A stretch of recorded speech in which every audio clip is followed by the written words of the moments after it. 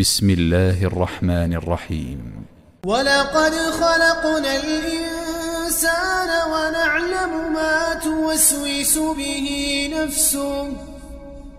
ونحن أقرب إليه من حبل الوريد إذ يتلقى المتلقيان عن اليمين وعن الشمال قعيد ما يلفظ من قول إلا لديه رقيب عتيد وجاءت سكرة الموت بالحق ذلك ما كنت منه تحيد ونفخ في الصور ذلك يوم الوعيد وجاءت كل نفس معها سائق وشهيد لقد كنت في غفلة من هذا فكشفنا عنك غطاءك فبصرك اليوم حديد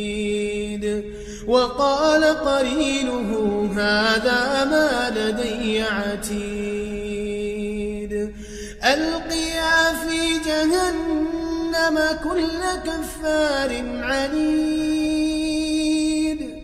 مناع للخير معتد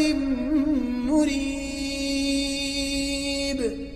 الذي جعل مع الله إلها آخر فألقياه في العذاب الشديد قال قرينه ربنا ما أطغيته ولكن كان في ضلال بعيد قال لا تختصموا لدي وقد قدمت إليكم بالوعيد ما يبدل القول لدي وما أنا بظلام للعبيد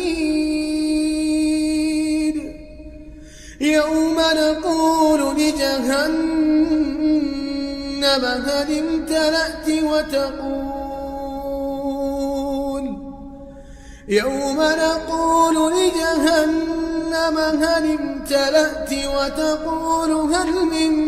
مزيد وأزلفت الجنة للمتقين غير بعيد هذا ما توعدون لكل أواب حفيظ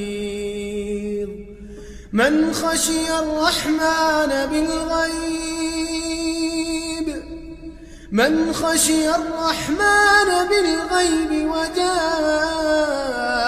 بقلب منيب ادخلوها بسلام ذلك يوم الخلود لهم ما يشاءون فيها ولدينا مزيد وكم أهلكنا قبلهم من قرن هم أشد منهم بطشا فنقبوا في البلاد هل من محيص إن في ذلك لذكرى لمن كان له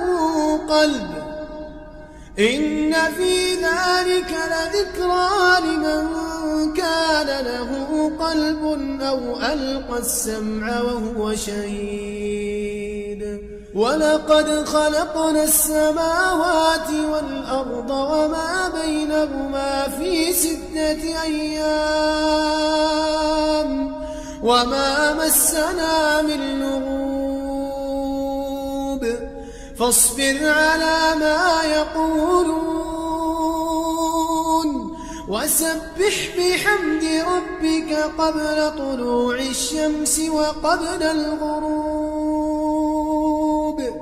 ومن الليل فسبحه وأدبار السجود واستمع يوم ينادي المناد من مكان قريب يوم يسمعون الصيحة بالحق ذلك يوم الخروج إنا نحن نحيي ونميت وإلينا المصير